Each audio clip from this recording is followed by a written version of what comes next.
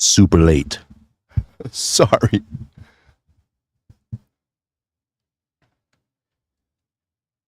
I wonder how late I am. Anyway. Well, hi everybody. I'm here. You're here. Devin and the gang are here. They're playing some Cuphead. Let's get this microphone away from my face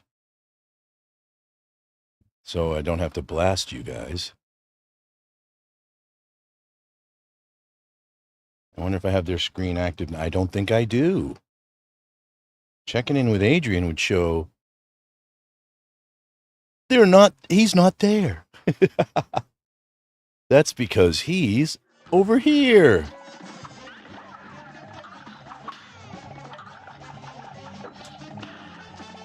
So what we have here is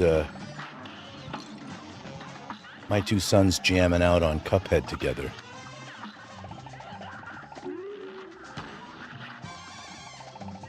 And it's delightful.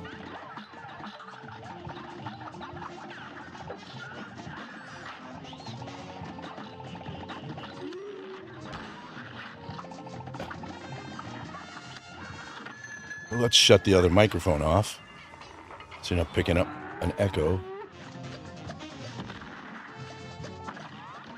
So yeah. So what's up with the title?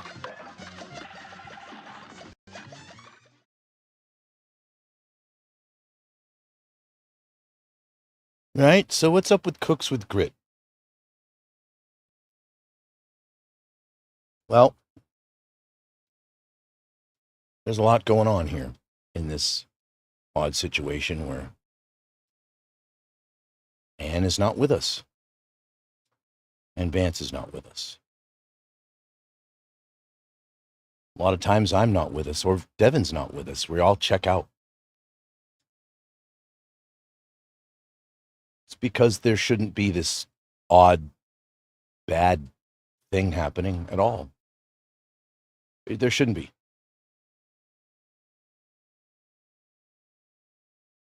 In the end here, we find what looks to be as if Anne is running from things that she can't resolve. Because she can't say what she wants to say about why Vance isn't here, because it wouldn't be true. She can't say it. She can't say the truth, because the truth hurts her. Too much, in fact.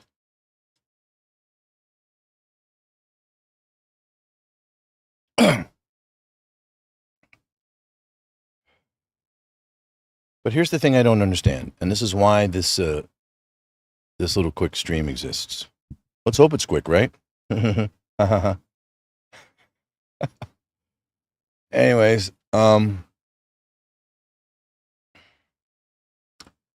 she will instantly know what Cooks with Grit means. For you guys, the context is just a story. When my wife and I first got together, started learning how to love, care for, and be with each other, she found out that I like spinach. Not a lot of dudes like spinach, but I like spinach. And so she wanted to cook me some spinach, and she wanted to do it really well. And it didn't come out so well. The spinach itself was perfect, but everyone knows that spinach is hard to rinse and hard to get perfectly clean, unless you got a salad spinner and you do it 1,000 times, which we didn't have. But here's what's different. It's not good to serve spinach with grit, right? You'd consider that kind of a failure, right? I just bashed my mouse. Sorry, I just bashed this guy. Let me get it out of the way. Well, a chef in a restaurant might consider their line cook incompetent if you were cooking and serving spinach with grit, sand, or dirt.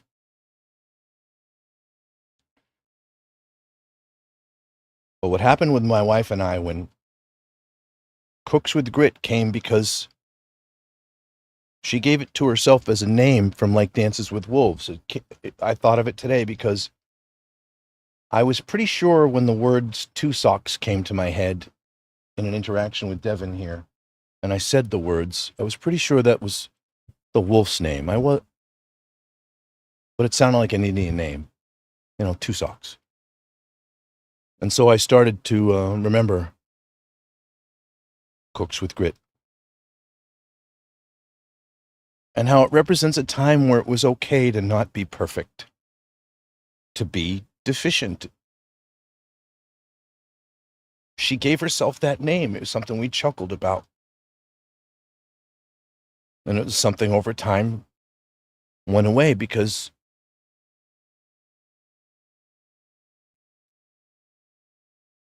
she doesn't do it anymore.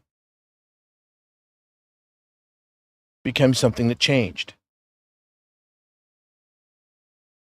But my point is that why is now, 25 years into our marriage, why is now so difficult for her when she makes little mistakes like that? Why in the beginning of our marriage was it okay for her not to be perfect? But now as she stomps out the door and walks down the hallway yelling, I guess I'm the deficient one. I guess I'm just deficient. And she walks out the door. But in the realm with Cooks with Grit, wasn't it the same thing?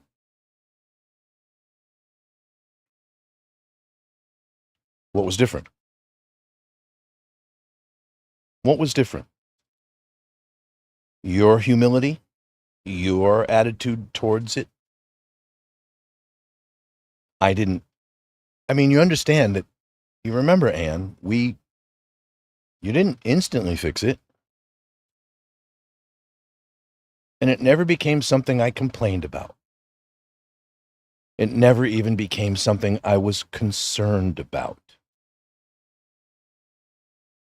So I don't really know what happened to you, darling. When you were here last, and I saw you, my heart, I still feel for you the exact same way I felt when I met you, when I first saw you. Sure, our bodies are different. We're aged. Yeah, Adrian said aged. We're aged. We're saggy. We're gravity captured.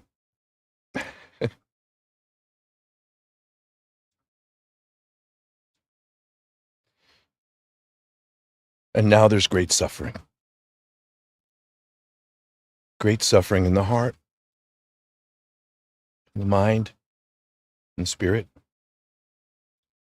Because now it's not okay for you to say you were wrong or you made a mistake. Do you understand it wasn't always you, Anne?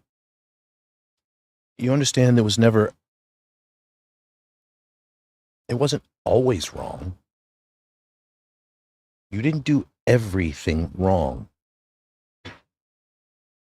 One thing that's noted that didn't rub off onto the children the way it should have. You were very industrious. You were a hard worker. You had this problem where you would place too many duties and tasks in front of you instead of simplifying certain things. You didn't understand it, the building of efficiencies versus the building of conveniences. And that was just one issue I tried to work with you on, work through you, work with you, improve myself. You you represented a lot of opportunity for me to learn, but sometimes there was a lot of opportunity for me to just be enabled.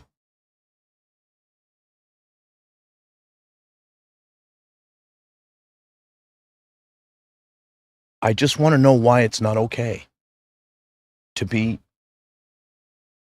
in the wrong camp for a little bit and then move to the right camp. I mean, when we're younger, when we're kids,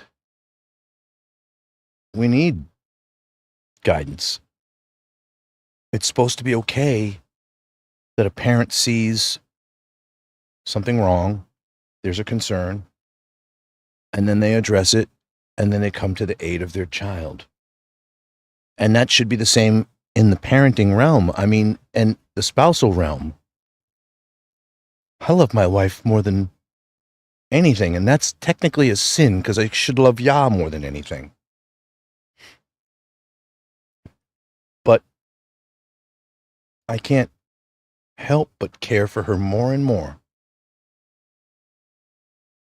And so this is why it was so sad when the word hijack happens. And I tried to address her, and I tried to say, obviously someone in your life has influenced you more than I can. And that would be our issue today, whereas I can't address anything because if I want to challenge something that came from somewhere else, if I want to challenge a notion you're bringing to the table and you're just claiming me wanting to reconcile with you, darling, is just rehashing. That's not fair. That's an unfair thing to do. You don't get to say my desire to reconcile things that have never been solved is now just rehashing. And you only started saying that because there's the influence of someone else. And when I said this to you, you instantly started to freak out like if I was saying it was a man. And I wasn't saying it was a man. It could have been anybody. And so because you couldn't be addressed as a normal human being and allow me to use words and allow me to need you to use words correctly, right? I need you to use words correctly. You don't just get to take them and hijack them. For example, we're realizing that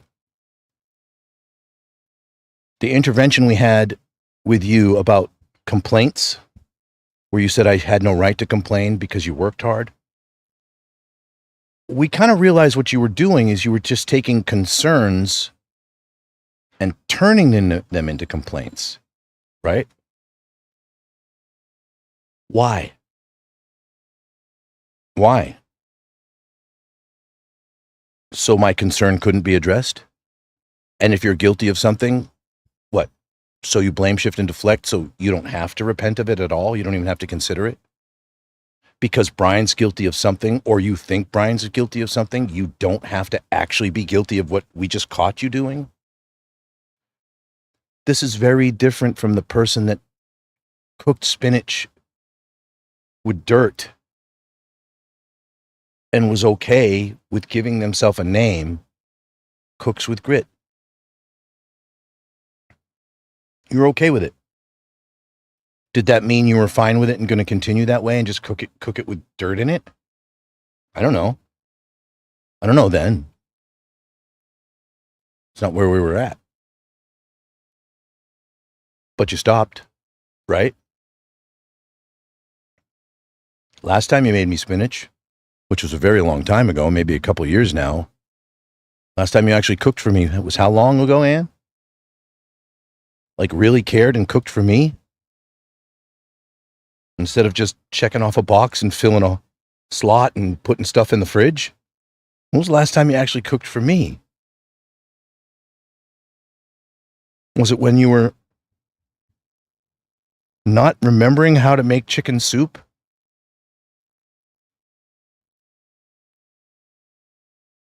Was it when you were serving me rancid soup? Not paying attention to how, when if I was eating it or not, how much I was throwing up. And I mean, You weren't being attentive. You weren't really there, like you didn't want to be there anymore. And you started to remind me of what it was like when you came home that day. When it looked like you forgot I was even there. And you were so disappointed that you saw me there. And I didn't realize it.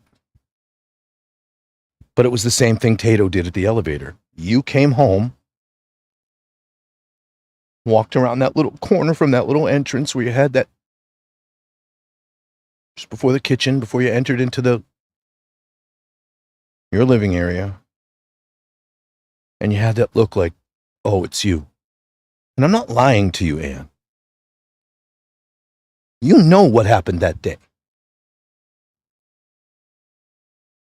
You were a completely different person from the person I had just spent months getting to know in what later they would tell me was a love bomb. So now I got doctors telling me that I can't even believe these moments in time, that they were real, that I was real to you. They're telling me I'm not supposed to believe they were real, and that's how I'm supposed to recover from this. Do you hear that, folks? I'm supposed to believe that the amazing story that was there, how her and I shouldn't even have been there at the same time, that's outside of her planning to pick me.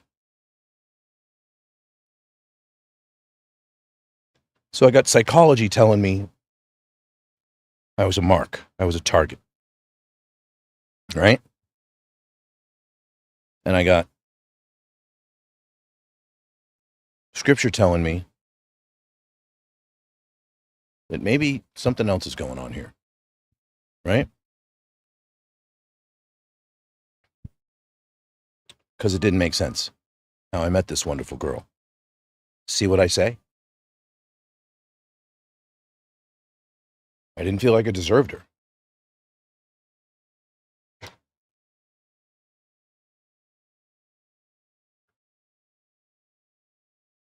I was in a state where I had contacted my ex-girlfriend, the one that stole all of my property and ruined my life with my family, because I was weak-minded. I guess you could say I was lost and unsaved. You could say it. I mean, I had plenty of Christ encounters growing up. None like 2018, though. None like 2018. A lot of them were feel-goods and some of them were feel-bads, but nothing like 2018. So in a moment of weakness, I get this girl to travel 5 or 6 hours to where I'm located on a job. And we're in this house that Terry just rented a couple of beds and threw in, beds for the guys, and we're just in these rooms. We got our own toiletries, we got our own clothes and stuff like that, and our own cooking and et cetera, et cetera. So we're a moving unit of workers. So I called her just for sex. And I did it so prestige, points with the guys, loneliness, weakness, flesh.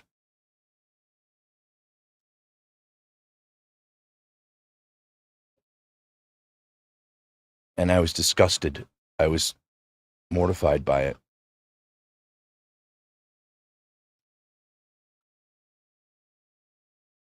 But it wasn't really the thing that changed everything.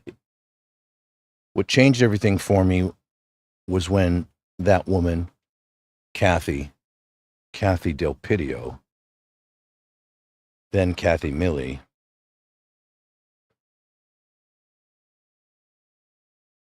we went to,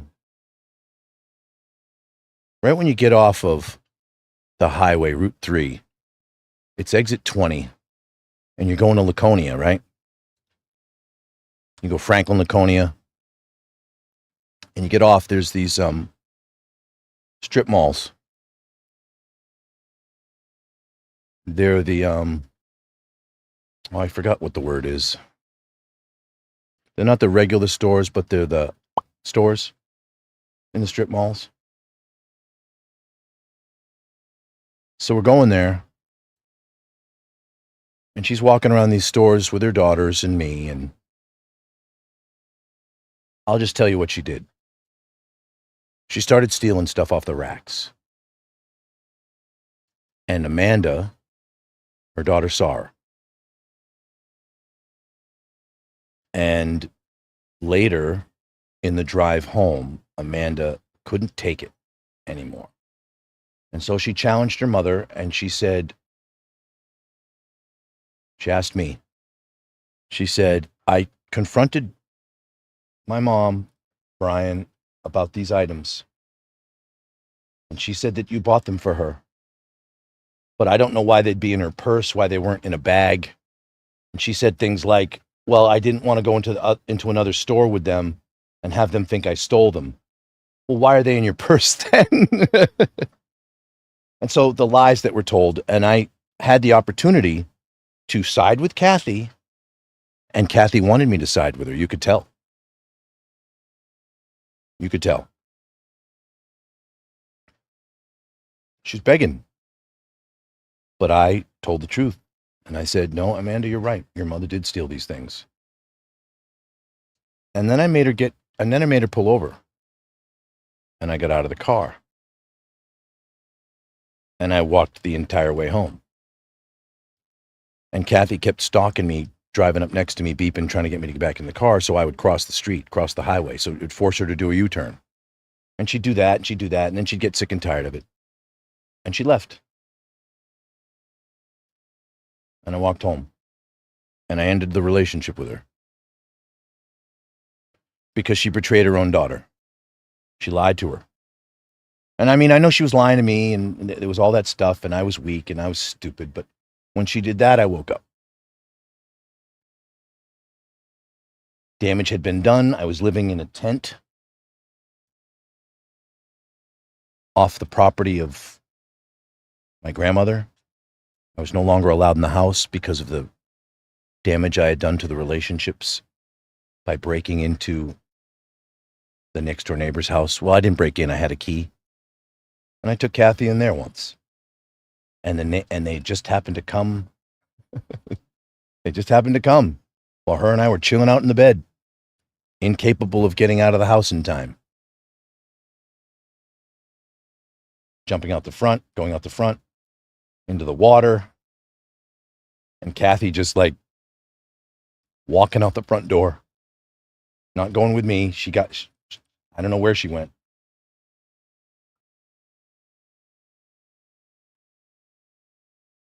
Well, so I was in the tent.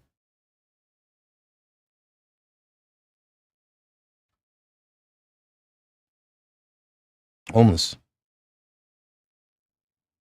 I had a TV in there and an air mattress. Air mattress had popped on one side, and I was sleeping on the edge of it. I had wool and reflective Mylar camping things on the bottom, and winter was coming.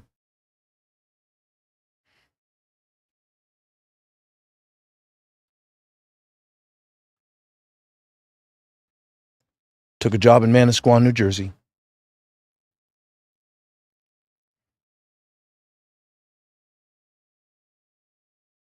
And the site wasn't prepared. I worked for Ideal and Steel, Terry Koyman. And he was giving me an opportunity to become a foreman. And he sat me down at this location and he offered me the job. He offered me a job that was over the other two foremen.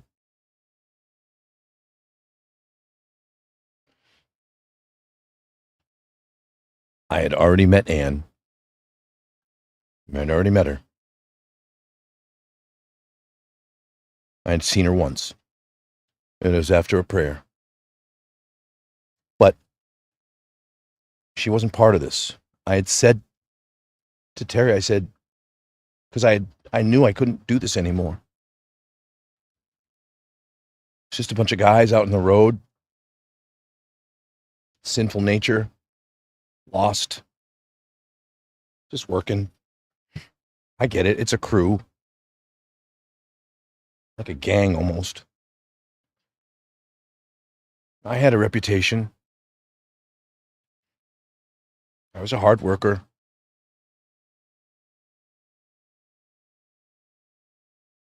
But after my disgust and shame with the situation with Kathy, and I was 29 years old, coming on 30, and I hadn't accomplished anything in my life. I wasn't published. I wasn't known. I hadn't made my mark. I hadn't established anything. I had nothing to my name but tools I had just barely paid for, and a PlayStation and a bunch of games, clothes, a couple of cats, and a computer.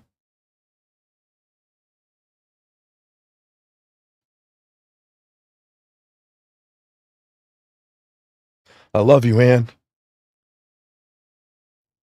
I loved you more than anything. I don't understand what's happened here. When you visited last Sunday, and I approached you and you backed away the way you did, and didn't want me to touch you and didn't want me to hold you and hug you, I don't understand what that is.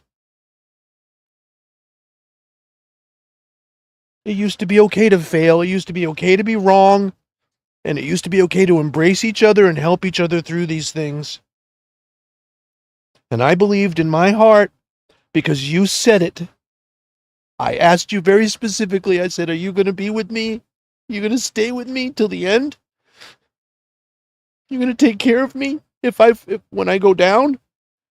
And you said you would. And you're not here.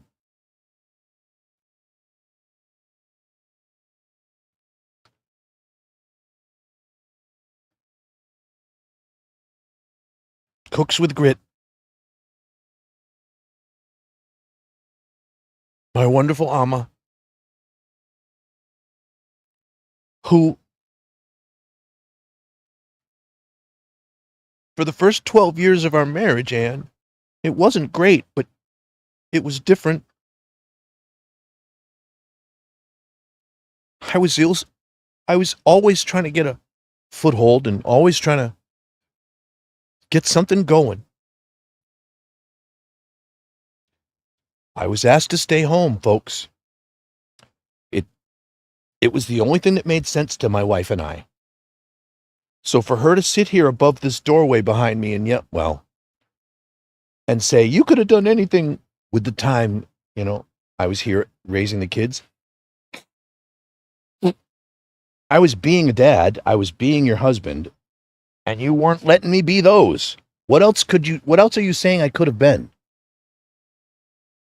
Do you forget that I told you, Anne, that in order for me to actually be successful, because of my ADD, I told you I would have to ignore everybody, ignore the needs of other people completely, and focus on my lack of focus?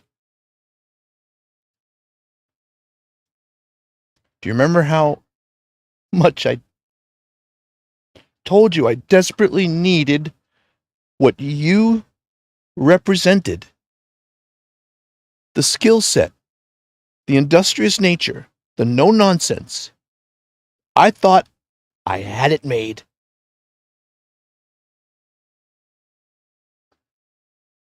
You were demure, kind, polite. I never thought you'd ever have to cheat on me. Notice how I said that? I never thought you'd ever have to cheat on me. But I'm going to tell you straight up, because I know everybody here, if they were to have known that you contacted or took contact from another man, a man from your past, a man whose wife had died, who turns out you were the one that got away, and the woman that died, yeah, Who was she? She was his second choice. You were his first. You didn't want him. He cared for you. He's your friend. Just like I am. Right?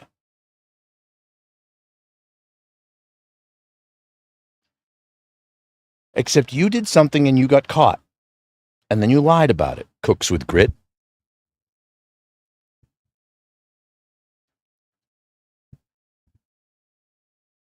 When I met you, I told you I identified very distinctly with a movie. Not as a character in it, I watched the movie every couple of years and I saw something different and it meant a lot to me. And that movie was The Deer Hunter. I started to understand Michael. I started to understand the other characters.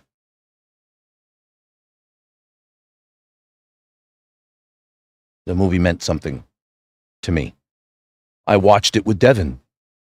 It meant something to him. He connected with me. But what I found was a text message on WhatsApp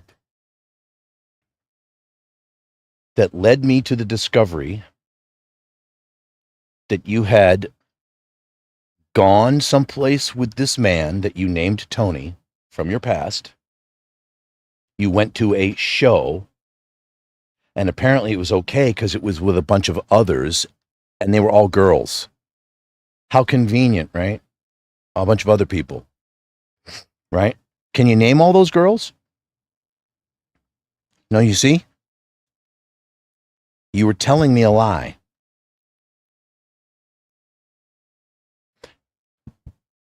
Remember I said to you, well, you can't remember because I never said it.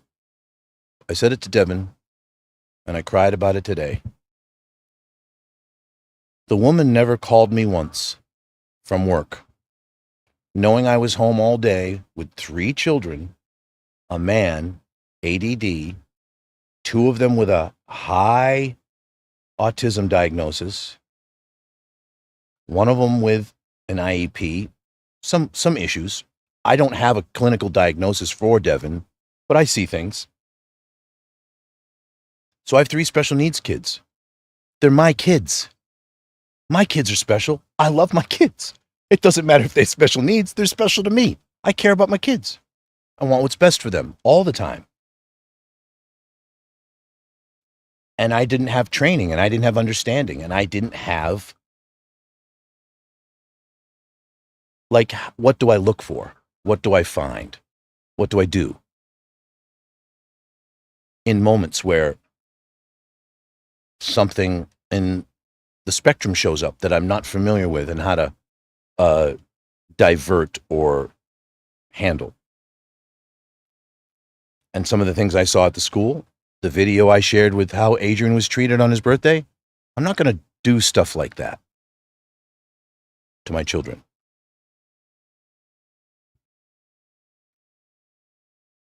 So she never called me. Cooks with Grit never called me.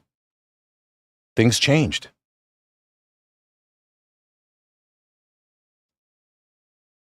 Hey, man, I was thinking about you. Hey, hun. I'm taking a lunch with the girls and I was thinking about you. Is everything okay? I have 27 diapers a day. I have 15 to 20 meals a day. Snacks are part of that. I have to interact with these children. I have to teach them. I have to give them their own free time to learn and discover. I have to be able to correct and discover what they need correcting. I have to be their everything. I have to clean the house. And I have to figure a way how to teach these kids how to pick up after themselves and not throw their stuff everywhere, right? So I have to ask my wife for the help I would need. She wants me to be in charge of things, but she doesn't want me to be in charge of things. What happened to Cooks with Grit? What happened to that girl? This is a girl. Now, this is wrong, but this is a girl that would jump out of the car with me and say, hey, there's that thing. Let's go get it. And we'd go and get it together. If I said it, we'd do it. If she said it, we'd do it.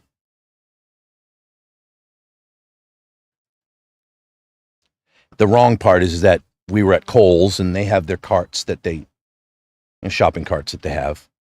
And we took one. Hey, that's awesome. We could use that for this, use that for, look at it, it's out here. I justified it. Remember, I told you, my biggest sin all of my life was thievery. I was a thief all of my days until I repented of it.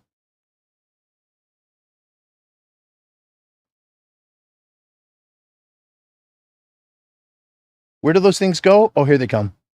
Sorry. You got to see what they're doing. I'm the baker's taking stuff out of. He might not do it now. He does this, he gathers them up, goes to another level. But what he was doing, he was taking this dough and cutting these horsey shapes out of it, and these horsey shapes were chasing the kids.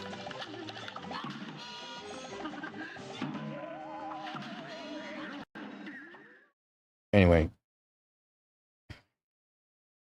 I have a series planned, a stream planned. But I wanted to get this out because I don't know what happened. I don't know what happened. She went from saying about herself, cooks with grit, an ability to look at a failure or a deficiency or a mistake or a misstep and handle it with grace and charm. Right? I didn't think of it as a cop-out or a deflection or a way to just accept it as such. Because she changed it. This is a woman that would take a little bit of garlic and olive oil and the right amount of herbs and the right amount of salt and pepper and she'd follow a recipe and she'd make spinach for her man.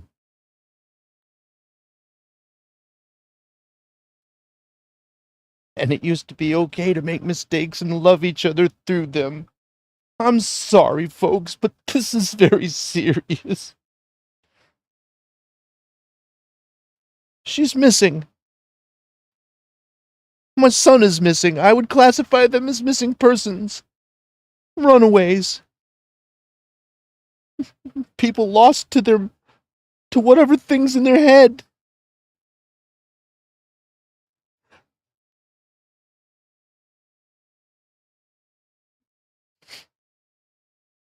So, ask yourself, because I didn't throw her away and I didn't kick her out. I sent her away to Christian friends.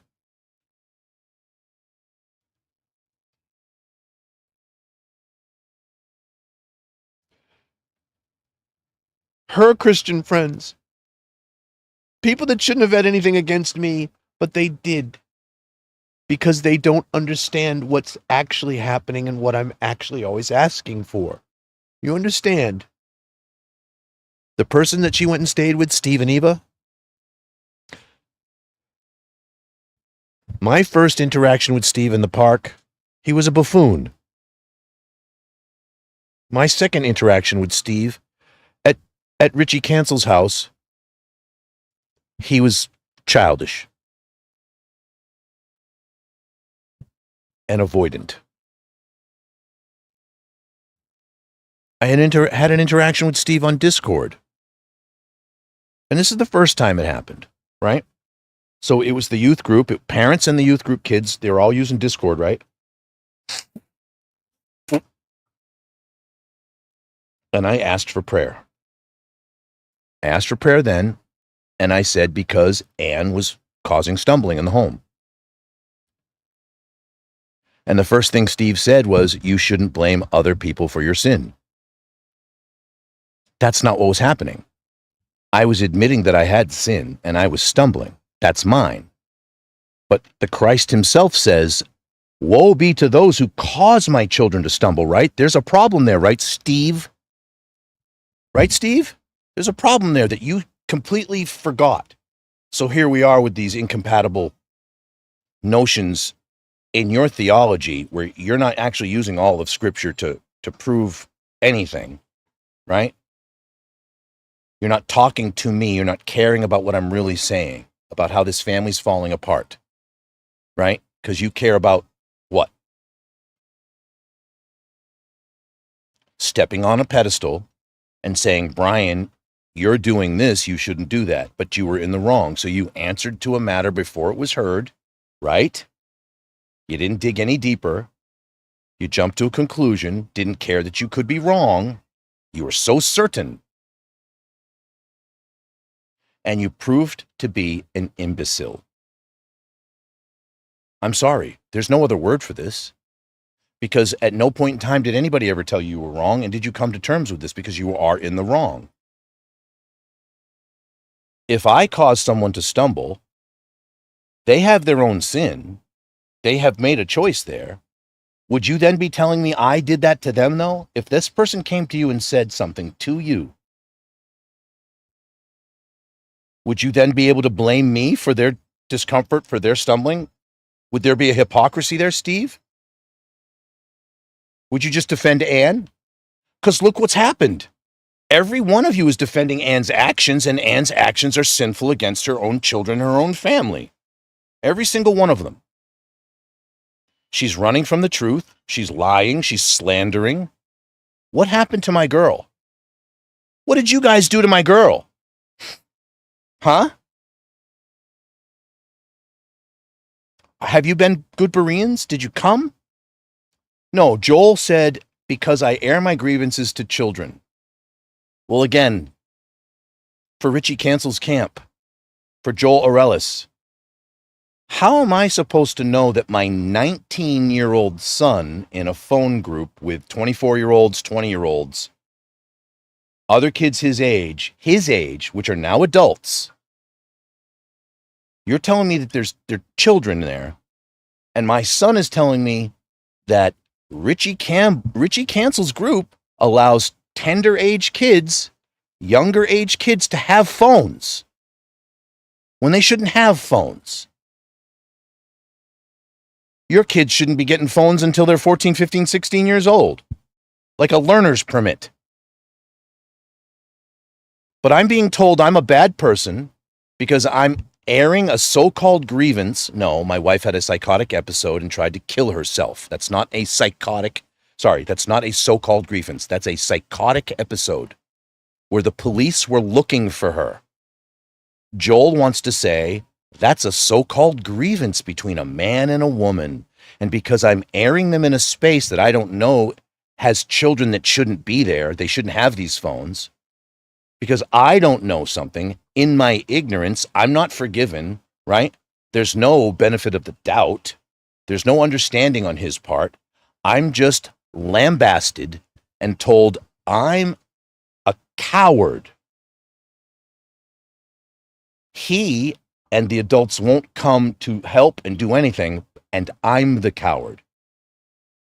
He justifies himself staying away by adhering to her narrative, and I don't even know what that could be, but I guess it's nothing. So-called grievance? Does she do what Vance does? Downplay it all so it's just not a big deal?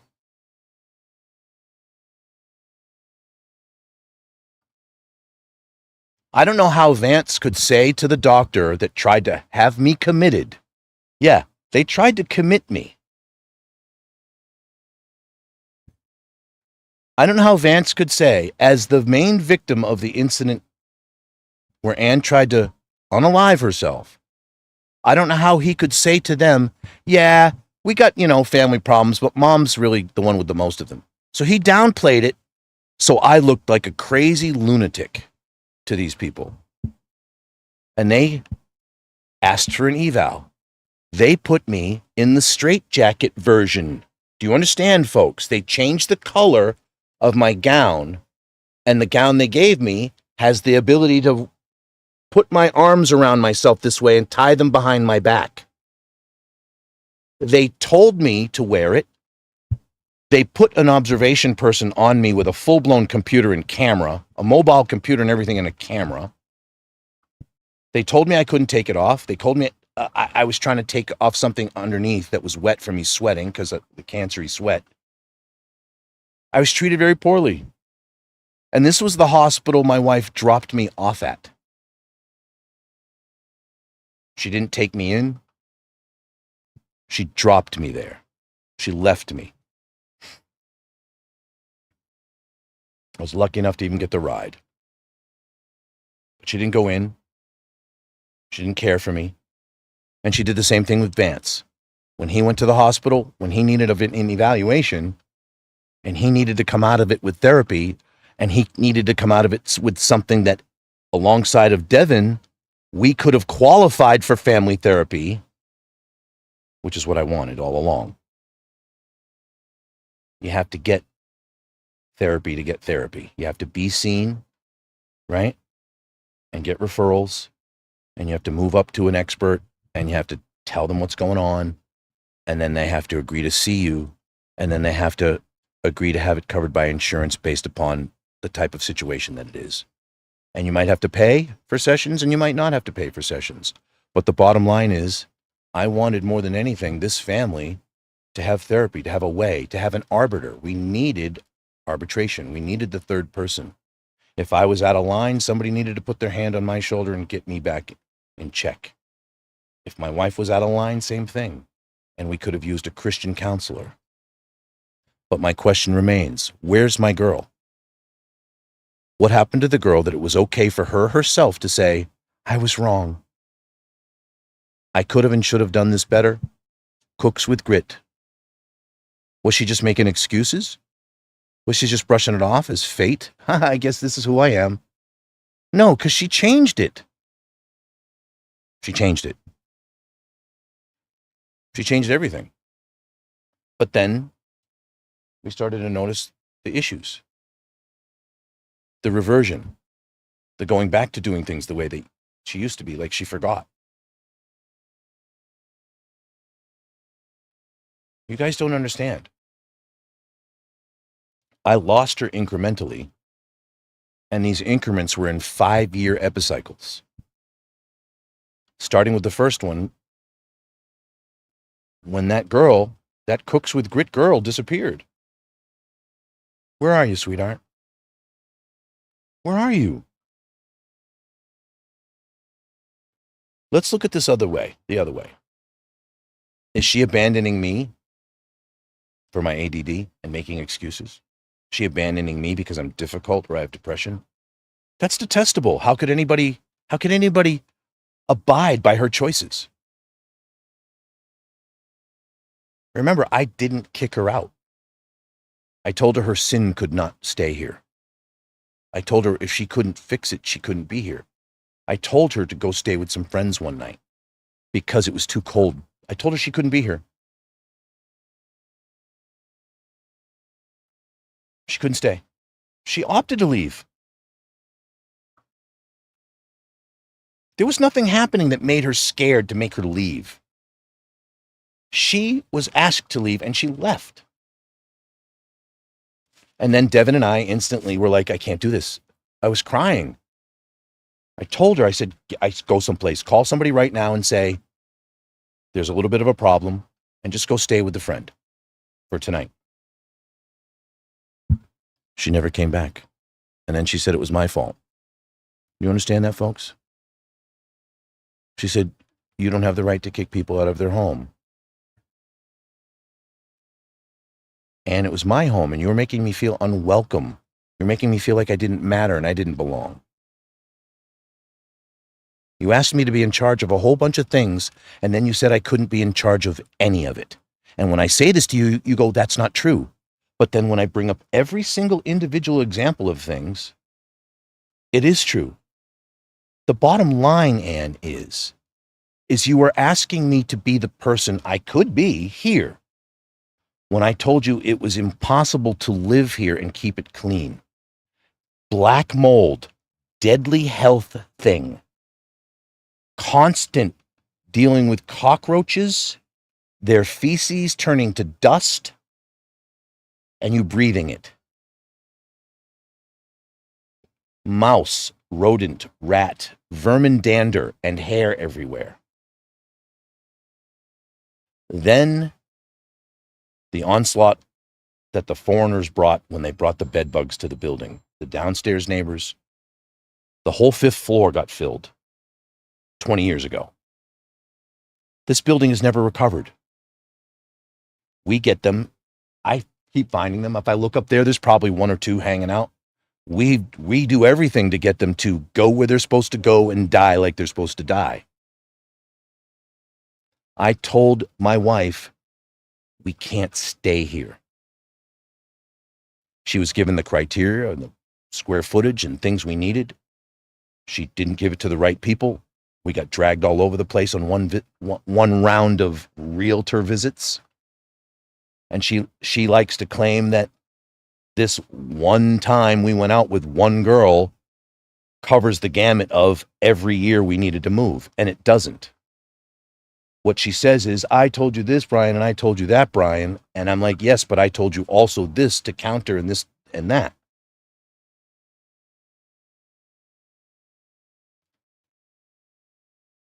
I don't understand why we couldn't move. I don't understand why we couldn't go out of the boroughs. Here's what she was saying. Well, here's what she was finding out. And here's what I was learning. There were $1,700 to $2,000 apartments outside, closer to Jersey, over the bridge, nearer to Amazon, in Jersey. There's nothing like that in the city. Everything's going up, $2,100, $2,200, $2,300, $2,400, $2,500. And we can't afford it. We can now, kinda. Not really. We're close. But we needed to go back down to something simpler, smaller. So what was her excuse? She didn't want to travel. All she would have to do is take the larger train in from Jersey into Manhattan and then take MTA wherever she wanted. All connected, right to her job. She could have even left her car parked in the city if that was the case. It wouldn't have been helpful for us as a family if we needed it in an emergency, but in those some of those cases, maybe. But she wasn't willing to improvise, adapt, and overcome, and she wasn't willing to make these changes. She wasn't willing to make these sacrifices. So we have been living in this Sheol-like pit, right? It's hell here, where the landlord doesn't run the heat right, doesn't run the water temperatures right, so the water is filled with staph infection and disease and mold. That's what's wrong with me. I'm covered in staph infection.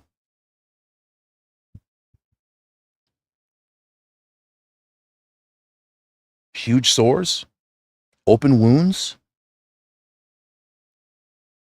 constantly digging inward until they become so infected I need to take doxycycline.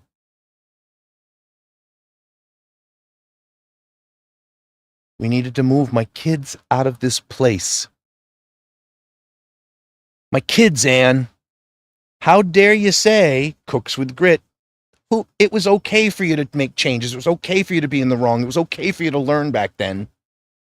Now you can't learn. Now for some reason everything that's hard to deal with devastates you in a way that you walk away from it.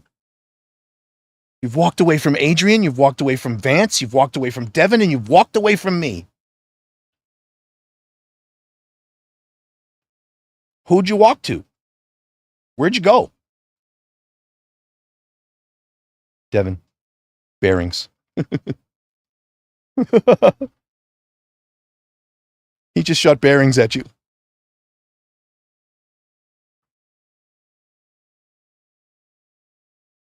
Drums. Anyway.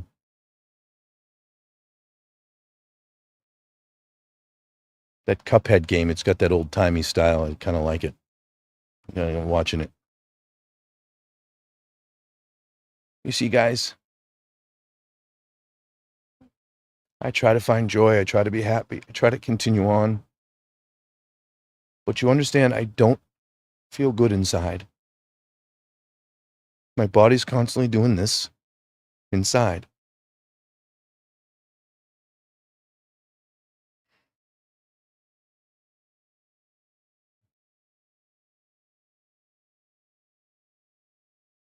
Everything exhausts me.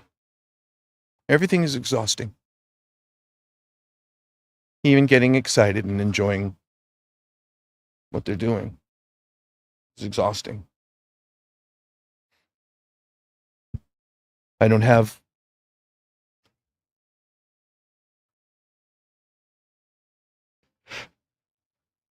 Why didn't any of you come and help me? Why have you all made these weird excuses? It's because she put on a show for you and showed you she was really nice. And she told you I must have been the problem. And then she made it so my kids couldn't tell any of you that you were wrong. And Ed, you yourself, you said, I'm not going to listen. I'm not even going to talk about Devin. So you basically said what happens to him doesn't matter. What is this? What is this?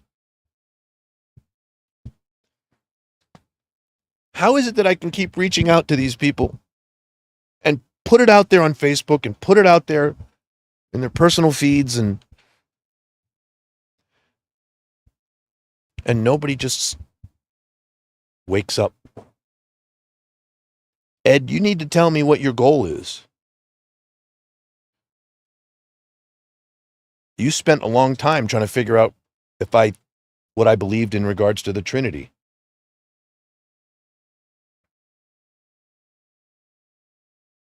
You can talk to him.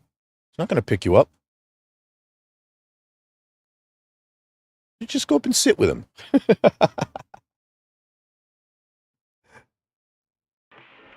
For the next round, so they're ready to play and they don't get killed. A great slam and then some. Complimentary things.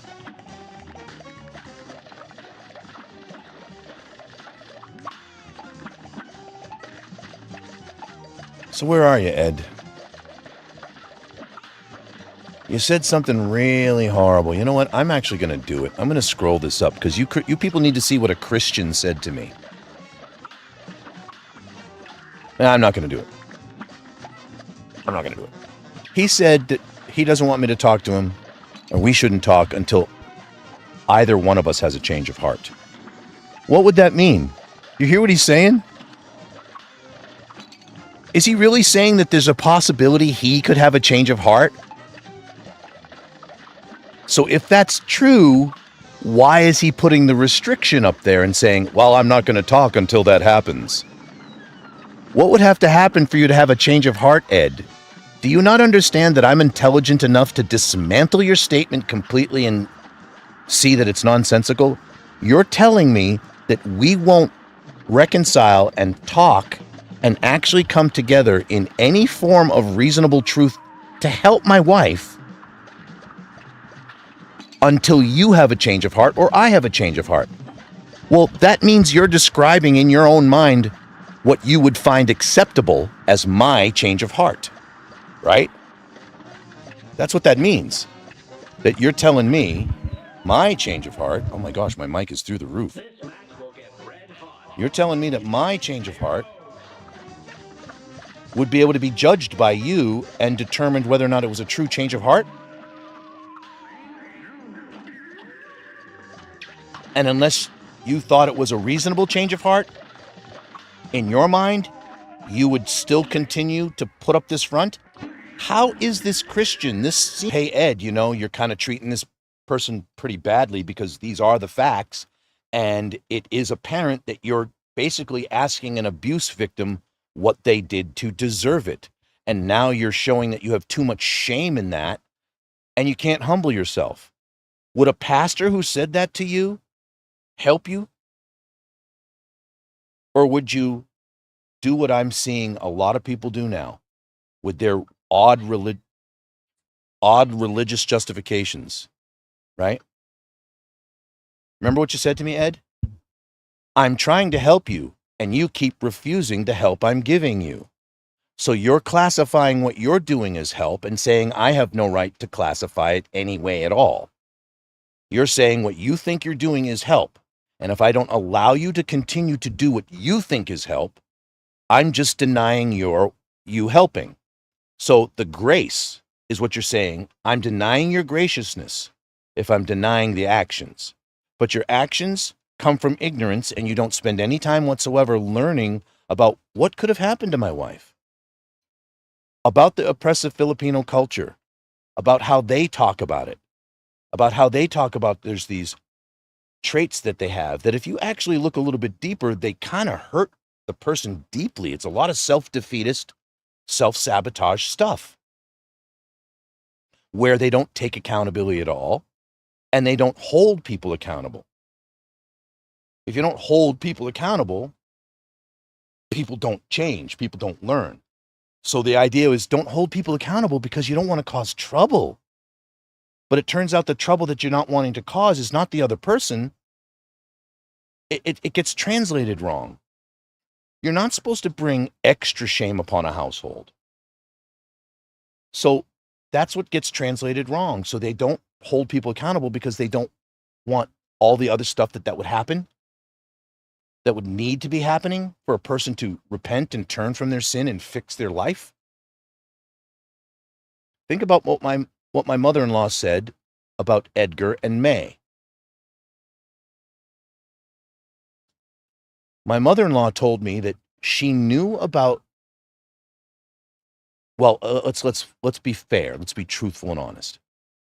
She suspected there was infidelity because she was going out, dressing up, not spending time with the kids, and leaving Clara and Eladio, mom and dad, to care for the kids all the time.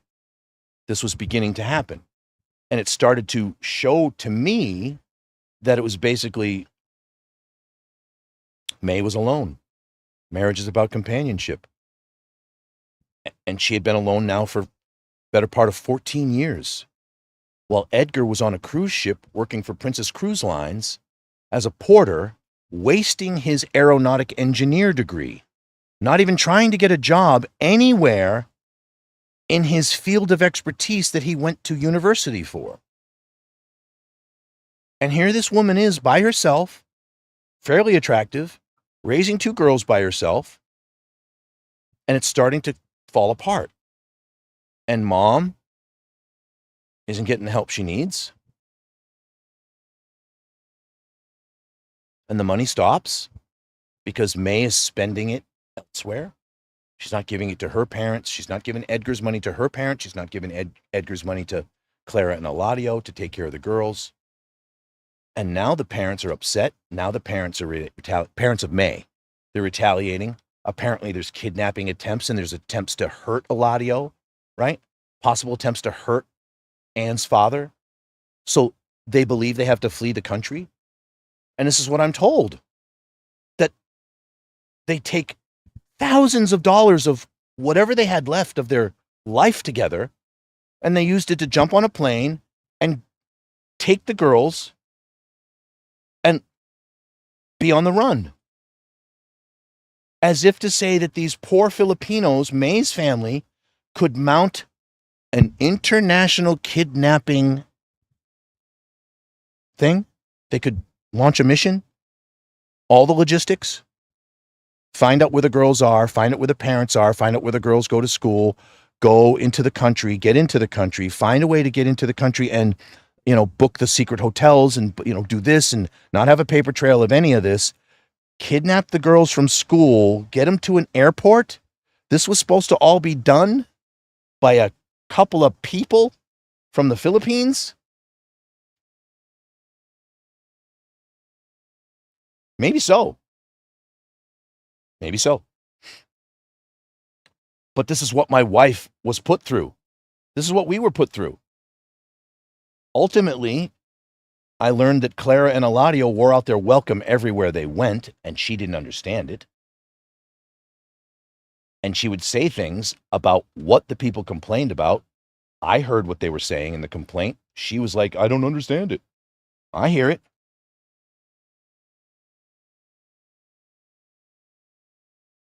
Because there was no reality to why they were running around. I guess you couldn't stay in the Philippines, but I mean, something like Auntie Grace's house, Clara's own sister in Connecticut, plenty of room because, you know, Uncle Costas and Auntie Grace, they don't stay at this home. They don't stay there, right? So why can't the Clara and Eladio stay there for a little bit? Get a foothold. Save a little bit of money, right? Get a foothold and figure out what to do from there for what was best for Edgar and the kids. No, but what ended up happening is that in my marriage, the trouble we were having, people pressured my wife, strangers, even wrote anonymous letters to her. How dare you? How dare you do this to your parents? How dare you do this to... We had problems in our marriage. We didn't have the means to take on anybody else's problems. We didn't.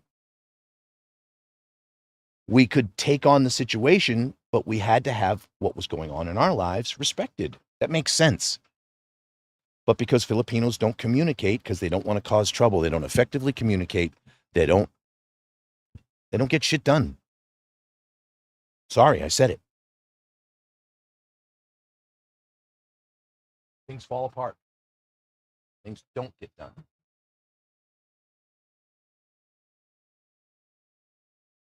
And then excuses get made. And blame shifting and deflection. And then cooks with grit is gone. That's the gist of this, folks. There was a whole group of time where that wonderful girl was wonderful when she made mistakes, was wonderfully humble about it, and kind.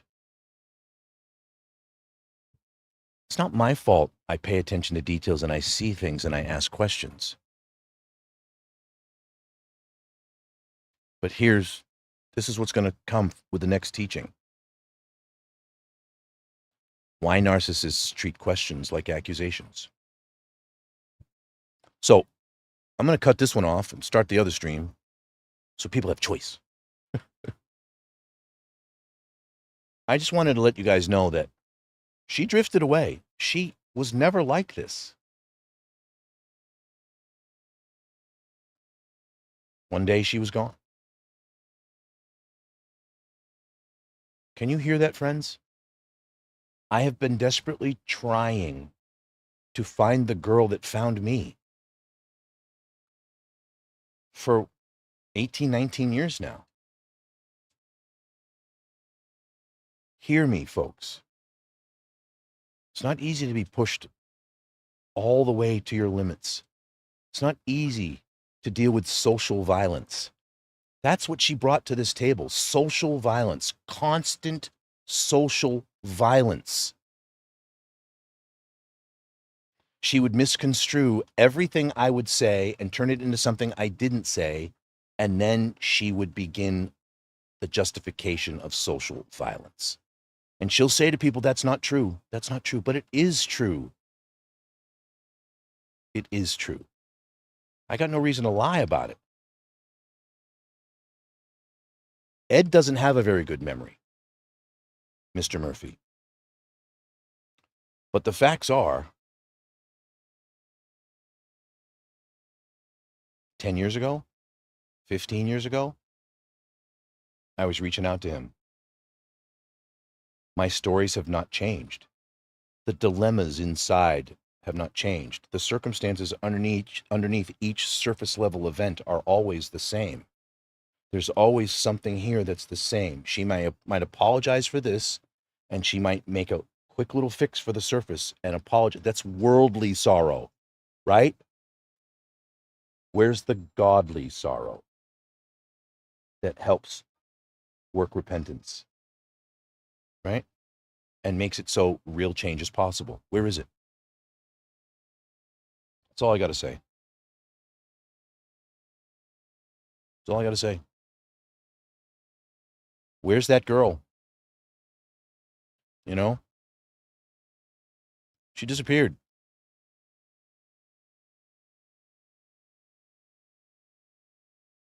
She disappeared.